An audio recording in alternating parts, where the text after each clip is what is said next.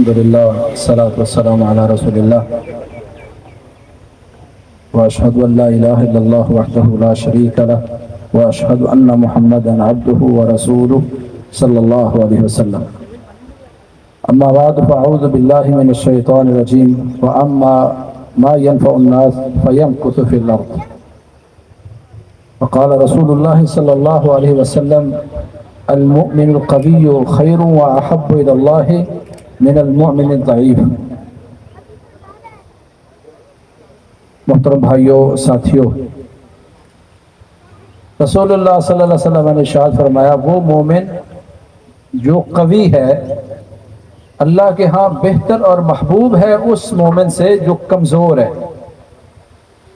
اسلام اپنے ماننے والوں کو ہمیشہ قوی دیکھنا چاہتا ہے، کسی بھی شکل میں کمزور نہیں دیکھنا چاہتا۔ جسم کے حوالے سے اسلام نے بڑی تعلیم دی ہے وَإِنَّ لِجَسَدِكَ عَلَيْكَ حَقًّا، آپ کے جسم کا آپ پر حق ہے، اس کے اعضاء کو بچانا، اپنی جان کو بچانا، یہ جسم کا حق ہے۔ ایک شخص نے کروڑوں روپیہ لگا کے ایک ڈگری حاصل کی، ڈاکٹر بن گیا، پروفیسر، انجینئر بن گیا، بہت بڑا بزنس مین، اللہ نہ کرے اس کی گاڑی پانی میں گر جائے تو اس کے پاس بچنے کے لیے کیا اقدام ہے؟ کروڑوں روپیہ اس نے لگا دیا ڈگری لینے کے لیے، اور جان بچانے کے لیے کیا کیا ہے؟ کچھ بھی نہیں۔ ہمارے ہاں معروف تھا ایک نحوی، وہ دریا میں سفر کرتا تھا تو ملاح کو کہتا بھائی آپ نے نحو سیکھی ہے؟ وہ کہتا جی نحو تو نہیں سیکھی۔ کہتا یا پھر تو نے اپنی آدھی زندگی برباد کر دی۔ ایک دن جب سفر میں جا رہے تھے تو کشتی بھنور میں پھنس گئی، تو ملاح نے نحوی سے پوچھا نحوی صاحب آپ نے تیراکی سیکھی ہے؟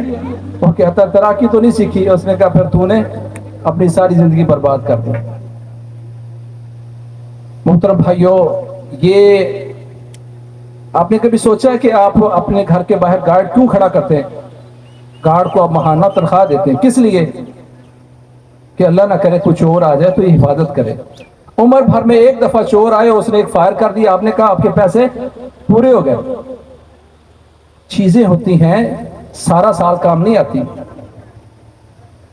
پچھلے سال 2025 میں سیالکوٹ کی ایک فیملی 15 سے 18 لوگ ڈوب گئے دریا سوات میں، سیلفیاں بنا رہے تھے یا ناشتہ کر رہے تھے، جو بھی کر رہے تھے۔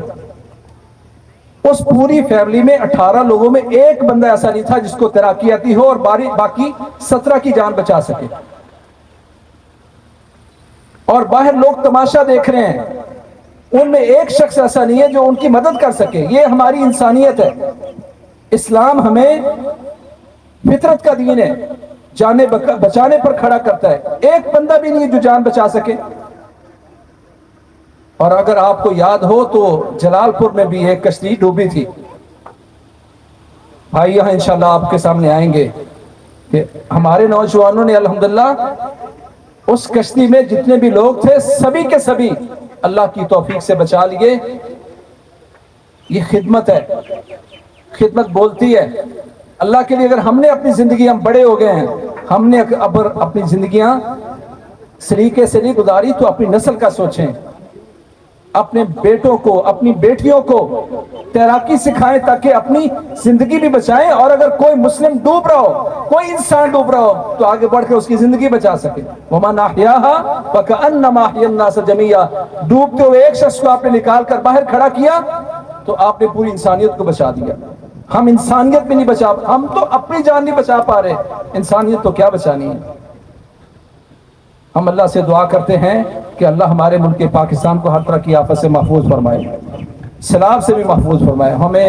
ہم یہ نہیں کہتے سیلاب آنے والا، ہم کہتے ہیں یا اللہ ہمیں عافیت دے، لیکن اللہ نہ کرے کوئی مسئلہ بنے تو ہمارے پاس اس کے لیے تیاری کیا ہے۔ اللہ کریم ہمیں سب سے پہلے اپنے ایمان، اسلام اور جسم کی حفاظت کی توفیق نصیب فرمائے، پھر امت اسلامیہ کے افراد اور پوری انسانیت کی حفاظت کے لیے اللہ تعالیٰ میں کام کرنے کی توفیق نصیب فرمائے۔